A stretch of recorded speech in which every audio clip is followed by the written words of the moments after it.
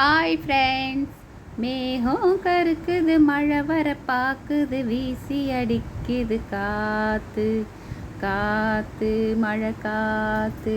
ஆமாங்க, சென்னை மாம்பாக்கத்தில் செம்ம மழைங்க. ஒரு அரை மணி நேரம் தான் பேஞ்சுது, ஆனால் சக்கா போட்டுச்சுங்க. நல்ல வெயிலுக்கு எதமாக இருந்தது.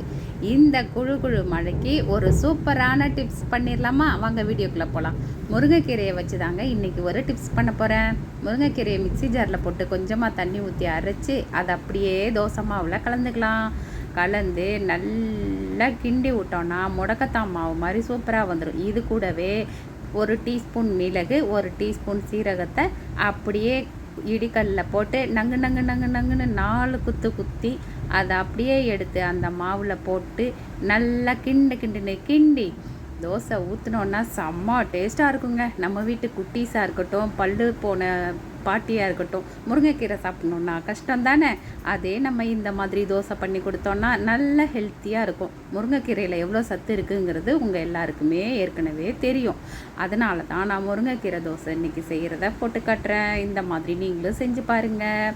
இந்த பக்கம் 1 ஸ்பூன் எண்ணெய், அந்த பக்கம் 1 ஸ்பூன் எண்ணெய், நடுவாக்கில் 1 ஸ்பூன் எண்ணெய் ஊற்றி அப்படியே மூடி வச்சு கொஞ்ச நேரம் கழித்து திருப்பி பார்ப்போமா? அப்பா கை சுடுன்னு நான் தோசை திருப்பியாலேயே எடுத்தேங்க மூடாக்க. இதோ பாருங்கள், இப்படி ஒரு திருப்பி போட்டேன்னா சூப்பராக வெந்துருச்சுங்க. முடக்கத்தான் தோசையை தோக்கடிக்கிற மாதிரி முருங்கைக்கீரை தோசை. வாங்க சாப்பிட்டு பார்க்கலாம்.